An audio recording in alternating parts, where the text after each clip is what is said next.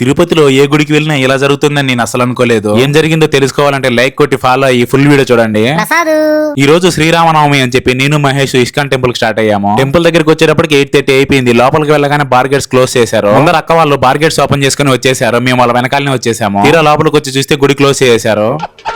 ఇంకా చేసేదేమీ లేక కిందికి వచ్చేసి కింద వెంకటేశ్వర స్వామిని దర్శనం చేసుకుని అలా బయటకి అయితే వచ్చేసాము. బయటకు వచ్చి చూస్తే జనాలంతా తోసుకుంటూ ఉన్నారు. ఏంట్రా ఇంత రష్ గా ఉందని చెప్పి దగ్గరికి వెళ్ళి చూస్తే ఆ క్యూ అంతా ప్రసాదం కోసం వెయిట్ చేస్తున్నారు. సరే వెళ్ళి టెంపుల్ నన్నా వీడియో తీసుకుందాం అని చెప్పి ఇక్కడికి వస్తే లైట్లన్నీ క్లోజ్ చేసేశారు. నా దరిద్రం గురించి మీకు తెలిసిందే కదా, అనుకున్న బేబీ జరగవు. దరిద్రంగా ఉంటుంది.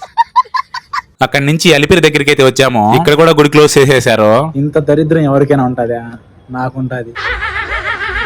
ఇంకా చేసేదేమీ లేక గుడి నుంచి రిటర్న్ అయిపోయాము. ఇంకోటి ఏంటంటే మీరు లైక్ కొట్టి ఫాలో అయితే చెప్తా, నాకు దరిద్రం ఎంత ఉంటుందో అదృష్టం కూడా అంతే ఉంటుంది. నేను ఆల్రెడీ పొద్దున్నే శ్రీనివాస మంగాపురంకి వెళ్లి స్వామిని అయితే దర్శనం చేసేసుకున్నా. తిరుపతి వాళ్ళు ఎవరు వీడియో చూస్తున్నా గోవిందా అని కామెంట్ చేయండి. బాయ్.